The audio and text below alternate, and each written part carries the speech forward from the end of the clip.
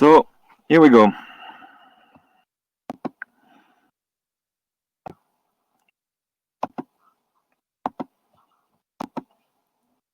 Before speaking about specific tools, I would like to make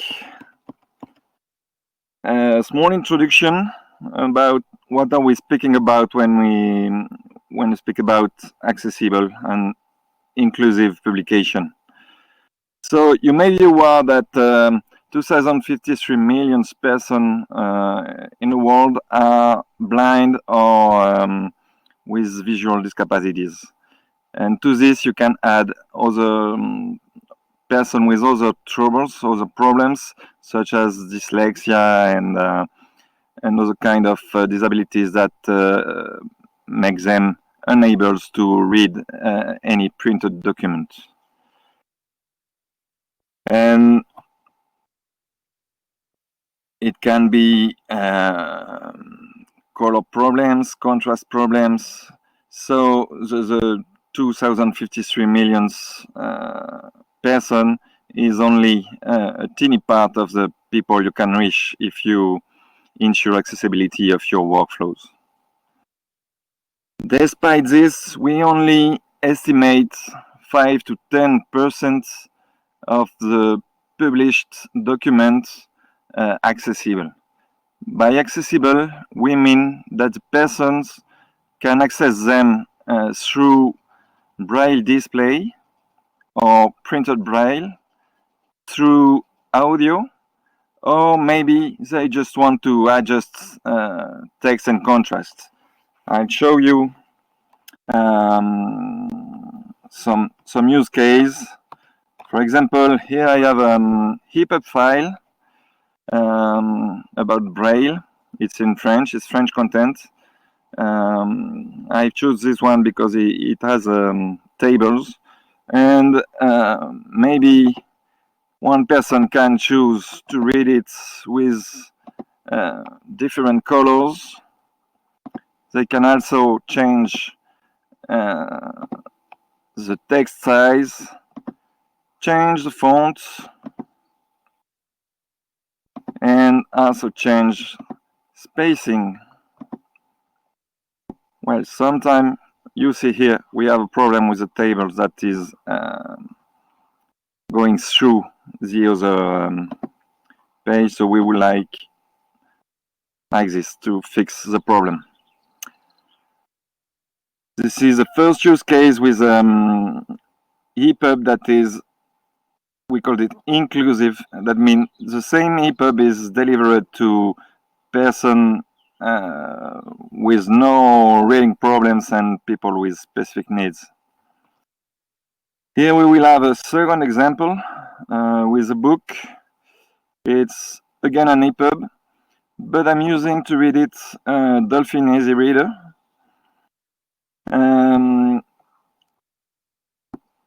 On Dolphin Easy Reader, I have, as in Thorium, I have possibilities to change text size, change spacing, and maybe more color choose. But also in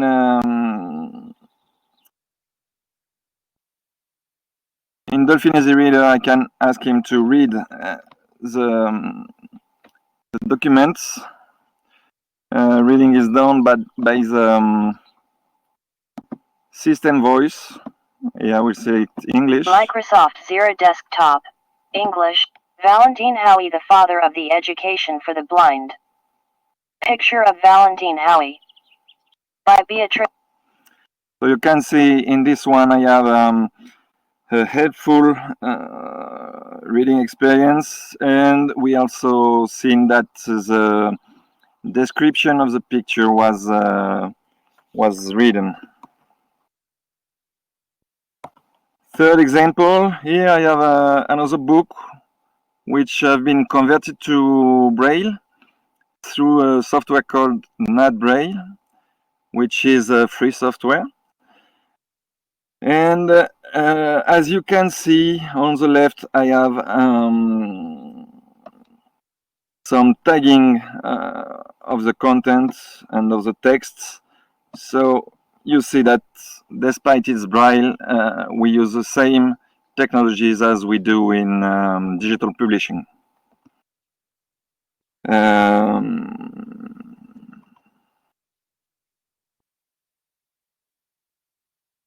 So this is a kind of situation where your reader can adapt the publication you made.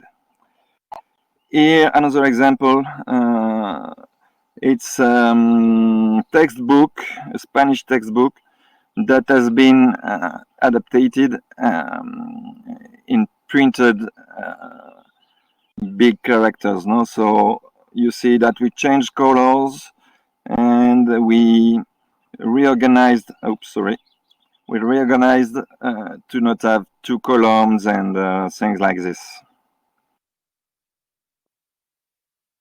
So to ensure that the contents can be accessed for those people with special needs, we stand on standards. We use basically what the W3C developed for us.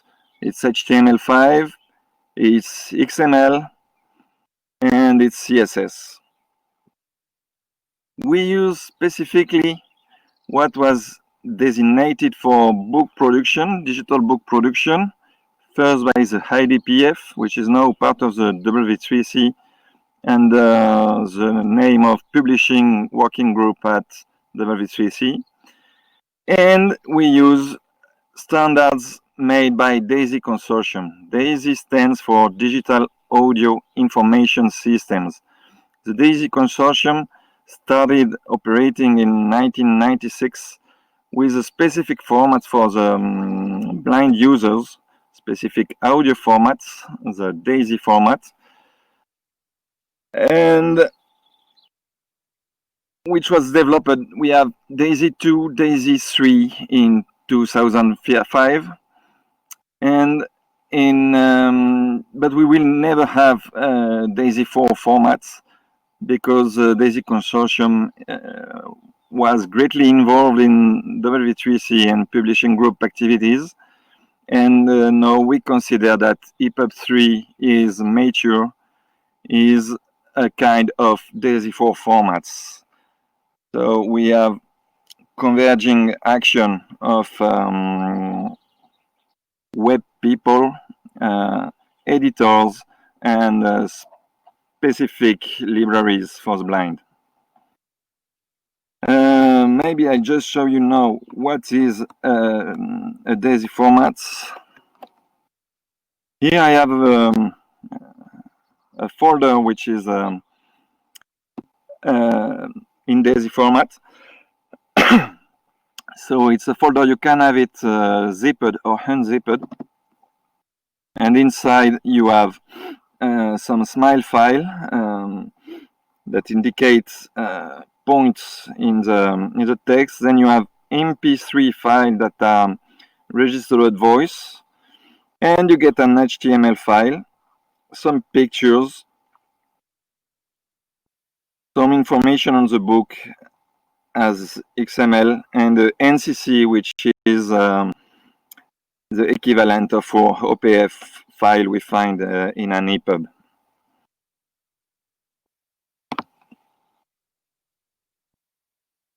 In legal aspects, since 2013, we have a Marrakesh Treaty that allows organization of blind users or users with print disabilities are now allowed to produce accessible books without paying copyrights. It's a copyright exception that facilitates the creation of accessible version of books and other copyrighted works for visually impaired person. Of course, we only have right to do this if the publisher does not provide himself an accessible format. And this treaty is under responsibility of World International Property Organization, WIPO. And WIPO has developed an accessible book consortium, ABC, which is in charge of organizing the specialized production operation. Accessible Book Consortium also give rewards to editors, publishers involved in an accessible, a born accessible production. So, to ensure our production is accessible, we will see 3 points. First, the tools we use, then, first production tools, then conversion tools, and check and test tools. Production tools are quite simple. It's just about respecting standards. We have to focus on structure, to have a very, very clean structures, very clean HTML, with H1, H2, H3 tags, emphasis and strong tags. If you have a clean code and a clean structure, you are on a first step of an accessible production. Then the second point is the importance of separating content and aspects. So again, we are speaking about standards. We got the content and the structure in the HTML file, and then we have aspects in a CSS file. The recommendation is please never use inline style inside your HTML, because we can't modify aspects to make it fit our needs. Third point of production tools is using alternatives, using description for pictures, but also for links and for any content that could be that is visual. So alt description may be sometimes a bit complicated, because you have to place the description in context. That means the same picture may not have the same description in different contexts. And often we as producers, as technicians, we have to make those descriptions, but it's a bit complicated. So recommendation is ask your authors to make description. They are the best, they are in the better place to ensure the description correspond to their to what they mean. Fourth point of production tool is use semantics. Now in HTML5 we have many semantics elements, such as section, front end, back end, aside. We have a great variety of semantics. So more we use them, and more we get accessible file. Then we can add ARIA role that are very, very specific for assistance technologies. But if your HTML5 is with good semantics, so it will be quite easy to add ARIA roles. And last point of production tool is taking a big care about metadatas. We have a set of metadatas specific for accessibility. No, in fact, we have two sets. We have one in schema.org that comes into the OPF file, into the Hipaa. And we have a second set, which is Onyx list 196, which may stand in an external XML file. This allows distributing system to inform the user of the of the accessibility they will find in the file before they buy it. No,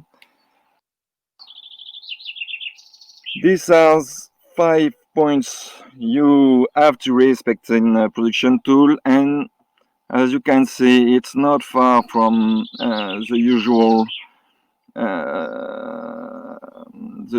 work we do in digital publishing. So once we have an Epub with all those points respected, it's quite easy to convert them, and we have many tools to convert. So in conversion, the main language we use is XSLT, which is another standard of W3C. And if you don't know how to write XSLT, we have some tools that are already fine for this. First, we have user interface, graphic user interface, produced by DAISY Consortium, that are under open source license. I mentioned them, but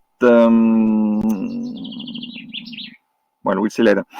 First, OBE is about registering human voice that you can synchronize with your text content, and you can structure, so you get full experience despite you have a human narrated book. OBE allows you to edit Epub files and DAISY files too, and is more dedicated to synchronize synthetic voices with text content. That's what we call full DAISY, because you have text plus audio, and that allows a very rich experience of reading for the users. Then the last born was Word-to-Epub, which is mainly a converter for docx files to Epub, and it uses pandoc inside, but it makes a very, very great focus on accessibility. It's good to test it, so you can see some points on metadatas and things like this that may help you understand how it works. Those are user interface, and those 3 user interface are working with a DAISY pipeline. And DAISY pipeline also has a graphic interface, which I can show you here. A very simple graphic interface with, you can see, a lot of scripts that allows you to transform your XML or Epub files in different specific formats. And the great thing with DAISY pipeline is that it is a pipeline, so it's a process. You don't have to use the user interface. You can make it part of your own workflow. You see that you can validate the DT book, you can make a DAISY book, you can make Epub 3 books, and you can convert Epub 3 books to DAISY 2 or to PEF. PEF is a special Braille format, portable embossed format, which is quite used in United States. In Europe, we use more BRF file, but we don't have yet any script that allows us to get BRF files directly from the pipeline. Hope this will come soon. So once you have converted your files, and you see with these tools you can get a great variety of formats. It's quite important to check and test your files. So maybe all of you already know the fundamental Epub check that allow us to ensure that our file is correct, semantically correct, with correct structures. We can use a second tool, which is ACE, Accessibility Checker for Epub, also developed by DAISY, and also under a friendly license that you you can use in your projects. And Ace by Daisy has graphic interface here. I can show you. I made a verification of an Epub, and then I got a resume, and I can see point by point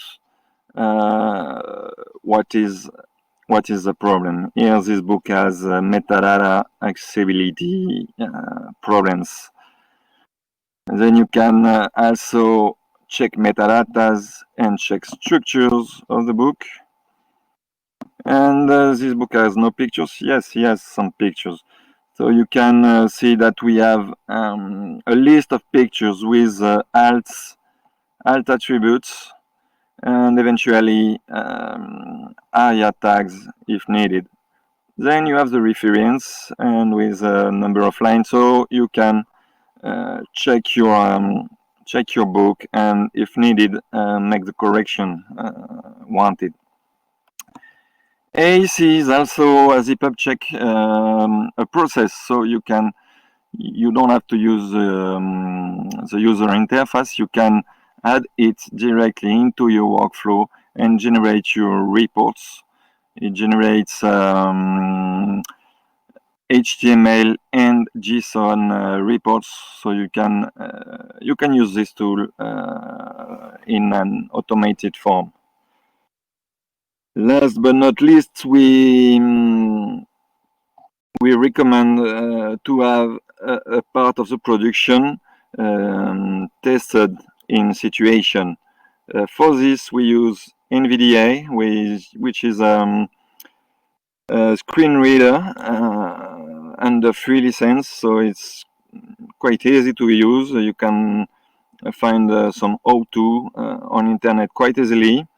And this allows you to check what is it, how is it to read your book with an accessible technology. Also, we recommend to use at least 2 different reading systems. Here I mentioned Dolphin as a reader. I like it because it has a